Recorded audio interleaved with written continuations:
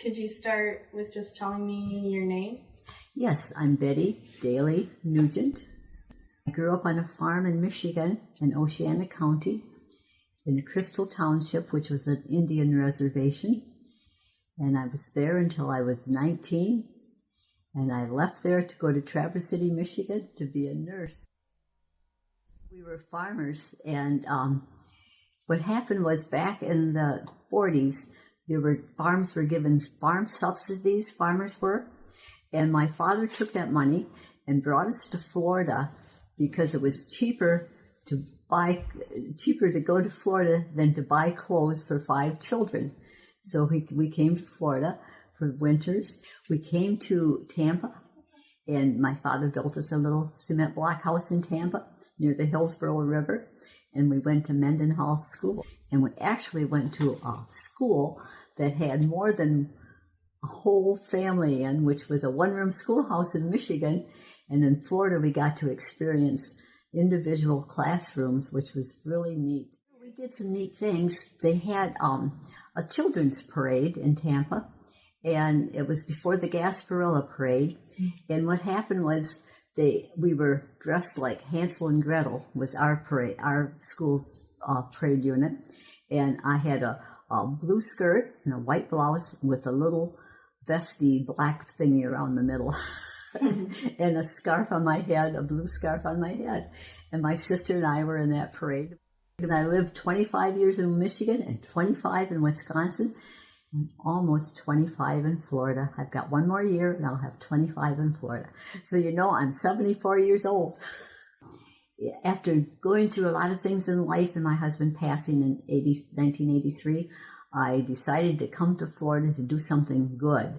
And I decided to start an assisted living home. So I came to Englewood and found a place on Oxford Drive, and I did it until 1999 and a half.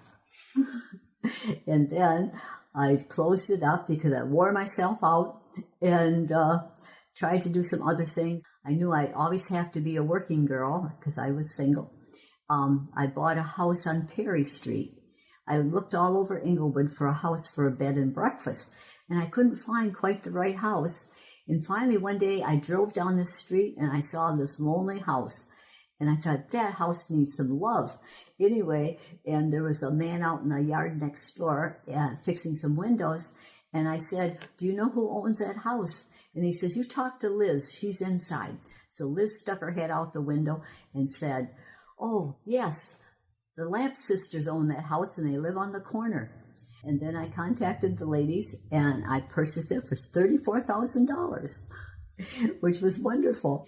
And the ladies that lived here, Lottie Lampp and her sister Doris, were raised here. The sisters, they became my good friends, and they told me a lot of stories about their mama and how her mama got here from California, and their grandmothers and their grandfathers, and all the family histories. And so I was very fortunate to hear all those things from real true pioneers, ladies. I remember in Tampa, I remember reading a book about Thomas Edison being a young boy on a train in Detroit and going to being a newspaper guy. I remember that, and I loved that very much. And I thought, oh, that's kind of cool. And then for years, I never did anything with history until I retired to Florida. And that's my new life. Yes. So back in 1998, when I had my assisted living home, a man came to my house, and he wanted to work for me as a caregiver. And I said, Buck Whitaker, I do not need a caregiver, but I need a yard man, and you can come and work for me. So he did, and we kind of got to like each other. So anyway, we were planning on getting married. Well, he belonged to the Lemon Bay Historical Society, and he was born in 1924. 1926, they were still living there, and that's when the big hurricane came and went over the island and about wiped everybody out. And his father had tied him and his brother to a tree so they wouldn't fly away with the wind. And anyway, afterwards his mother said, get me the hell off this island. So they moved into Englewood. So Buck had a lot of history, and I liked that history very much because I always had worked all my life and never got time to volunteer and do things I really liked to do. I found that history I loved. And then I volunteered at the Sarasota County History Center. I got to learn how you file things. And it was really lovely because you got to read telegraphs from presidents and all kinds of things.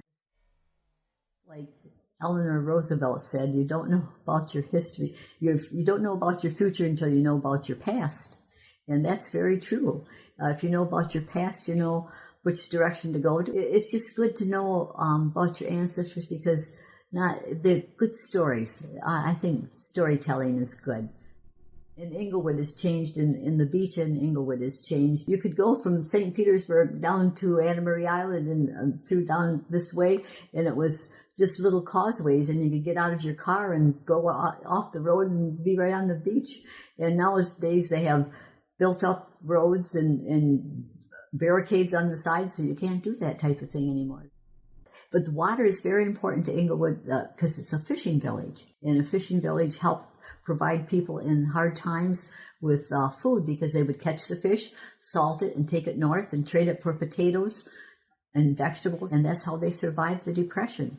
And Lemon Bay was a very important bay for all the fishermen because the fish would jump in your boat. There'd be so many mullet. They would just jump in people's boats, which is kind of crazy. It's fun to learn about how the older people maneuvered Warm Mineral Springs. My Lampp sisters, they used to go out there as young ladies, probably in the 20s. They would go out there and swim across Little Salt Spring, a big salt spring. Big, they called it Big and Little Salt Spring. And they would see a couple out there that came with an ox and a cart, and that would stay out there until their skin would heal up, and then they would go back to Sarasota. So they met some interesting people out there. Well, I like the story about Mr. Chapman. G.H. Chapman was his name. And this is an interesting story, too. So one day he looks out in the water. In 1917, I have a clipping from the newspaper about it. 1917, he looks out in the water, and he sees a Cuban ship sinking. And so he comes running over. He rode across to Englewood, got Lampp, one of the Lampp boys, to come across with him. And they went across, and by that time the ship had sunk. It had horses on and I think maybe just horses. They were going to Tampa from Cuba. And anyway, the ship sunk, and the guys all survived that were on the ship. And so Mr. Chapman and Mr. Lampp brought them here to Englewood, and they took them to the train station in McCall, and they got on the train and went up to Tampa. And where after that, who knows? But I thought that was neat. So one day I'm out on the beach at the Hermitage, and I went out on that ridge by the shore, and I found me a knee bone, too. A knuckle.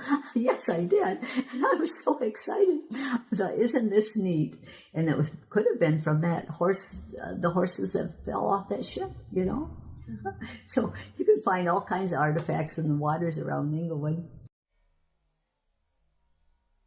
I think the best personal memory was when I got designated as a historic house in May 5th of 20, it would have been a year ago. So that'd be 2012. And we had 60 people the first day, and in the last year we had 120 people visit. I think it's a neat thing, yes, to participate in a little village. It's like kind of finding your own second home. You know, you travel all over and do things all your life, but finally all of a sudden you find the right place. So I like it here very much. Do you think that the work you've done with preserving history has made a difference? How do you think? Well, I hope that's my biggest thing in life, is to make a difference. Just make a difference in somebody's life or whatever. And that's my main goal, just to make a difference. Could be a little, could be a lot. Like, you know, you always think about when you're gone, will anybody remember you? You know? And they probably won't. Maybe somebody near you will remember you, but you're just a worker ant. I always call them people worker ants, because we're all going in different directions. We're all doing our thing. And when all is over, we're like, okay, will they remember us? Well, they might and they might not, but that's okay, as long as you live a good life and doing good things and making a difference. Yes. Yes.